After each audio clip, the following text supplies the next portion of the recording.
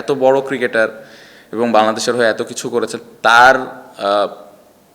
তাকে নিয়ে এ ধরনের কমেন্ট করা এটা খুবই দুঃখজনক। ঘরের মানুষের কাছ থেকে আমরা আশা করি যে আমাদেরকে আগলায় রাখবে, আমাদেরকে আরও প্রোটেক্ট করবে। দিন শেষে একটা ক্রিকেটার কিন্তু অলওয়েজ আশা করে সম্মানটুকু।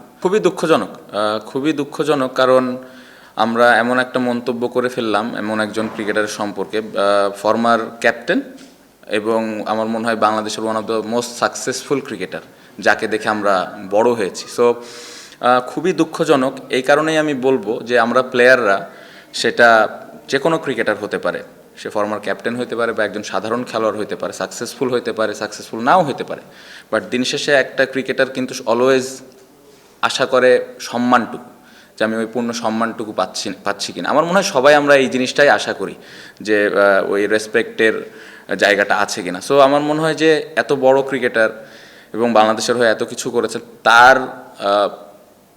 তাকে নিয়ে এ ধরনের কমেন্ট করা এটা খুবই দুঃখজনক। আর মনোবল হতে হয় স্পাত-দৃঢ়। জেরুজালেম 25 বছরের পথ চলায় নিরাপদে রাখার প্রত্যয়ে। সব থেকে কষ্ট লাগার বিষয়টা হলো আসলে ক্রিকেট বোর্ড তো আমাদের অভিভাবক।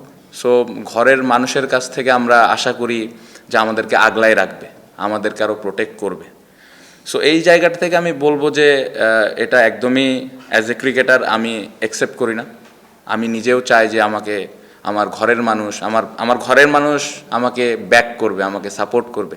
আমি যদি আমার বাবা মার কথা বলি, আমি একটু ডিটেলে বলি, বাবা মার কথা বলে আমি চাইবো যে আমার বাবা মা আমাকে ঘরের মধ্যে বকাবকি করুক। আমি কখনোই চাইবো না যে মানুষের সামনে আমাকে বকাবকি করুক যদি আমি ভুল করি। সো আমি এমন একজন মানুষের সম্পর্কে এমন একটা কমেন্ট করে ফেললাম যিনি কিনা আবার আমাদের অভিভাবক। এটা আসলে গ্রহণ করাটা খুবই ডিফিকাল্ট। সো এই জিনিসটা আমি প্লেয়ার হিসেবে একদমই মানতে পারছি না এবং আমি এটার একদমই পক্ষে না এটা। এবং আমি জানি না এটা কেন, কি কারণে এই ধরনের কমেন্ট এসছে, বাট আমি মনে করি যে অ্যাজ এ অভিভাবক হিসেবে এই ধরনের কমেন্ট করাটা একদমই যৌক্তিক না এবং এটা আমি একদমই অ্যাকসেপ্ট করি না।